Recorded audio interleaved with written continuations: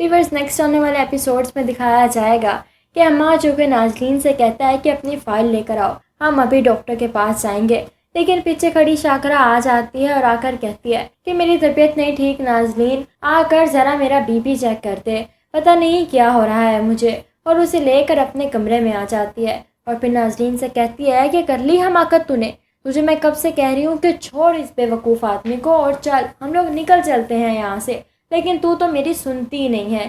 जिस पर नाज़रीन कहती है कि अम्मा बस कर दो, आज के बाद मैं तुम्हारे मुंह से ये अल्फाज ना सुनूं, मैं हमाद को छोड़कर कहीं नहीं जाऊंगी, मैं उसके आगे हाथ जोड़ लूँगी, उसके पैर पढ़ लूँगी, वो मुझे माफ़ कर देगा।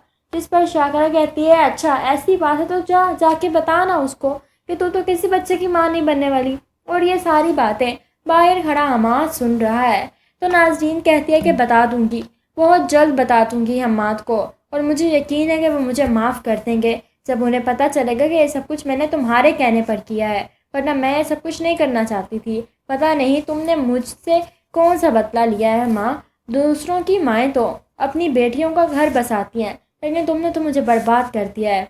ये सारी बातें सुनकर हमाद अंदर आ जाता है और आकर नाज़रीन के मुंह पर एक ज़ोरदार थप्पड़ दे मारता है। शाकरा भी देखकर डर जाती है कि अब क्या होगा।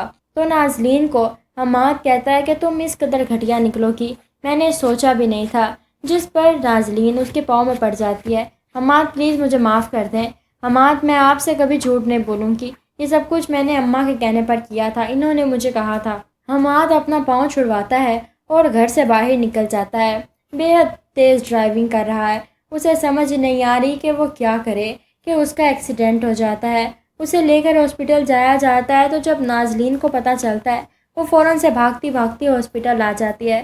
दूसरी तरफ से ज़ैनब भी आ जाती है और साथ ही साथ रीता और उसकी माँ भी आ जाती हैं। हमाद की हालत बहुत ख़राब होती है और सब लोग बुरे तरीके से रो रहे हैं। ज़ैनब नाज़रीन को देख देख कर आहें भर रही है और फिर आखिरकार उसके पास आती है और आकर सारी सच्चाई बता देती है। ये सुनकर नाज़रीन हैरान रह जाती है, ये क्या कह रही हैं आप, क्या ये सच है? जिस पर वो सारे सबूत भी दिखा देती है, तस्वीर भी दिखा देती है। तब नाज़रीन को अंदाज़ा होता है कि वो शाकरा ने हमेशा उसका बुरा ही चाहा है। इधर से हमाद होश में आ जाता है। होश में आते ही वो पहला नाम रीता का लेता है। रीता जाती है तो रीता से हाथ जोड़कर माफ़ी मांगता है और कहता है कि मुझे माफ़ कर दो, मैं तुम लोगों के साथ रहना चाहता हूँ हमेशा हमेशा के लिए। जिस पर रीता कहती है और आपका बच्चा और आपकी मोहब्बत, मैं इतनी खुदगर्ज नहीं हो सकती। जिस पर नाज़रीन का सारा सच बता देता है हमाद कि वो झूठ बोल रही थी और मैं ऐसी औरत के साथ नहीं रह सकता हूँ। ये सुनकर रीता को जैसे बहुत ही खुशी हुई हो।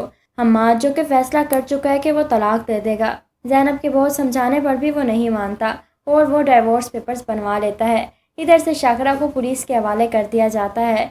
वो अपनी सारी ज़िंदगी जेल में गुजारती है कि पागल हो जाती है, वहीं से उसे पागल खाने शिफ्ट कर दिया जाता है और नाज़रीन अपनी माँ ज़ैनब के साथ। हमाद अब अपने घर में पहले की तरह बहुत खुश है और सब कुछ नॉर्मल करने की कोशिश कर रहे हैं। व्यूअर्स आप लोगों को ये ड्रामा सीरियल कैसा लगा? वीडियो पसंद आए तो लाइक करें और चैनल को सब्सक्राइब करें। Thank you.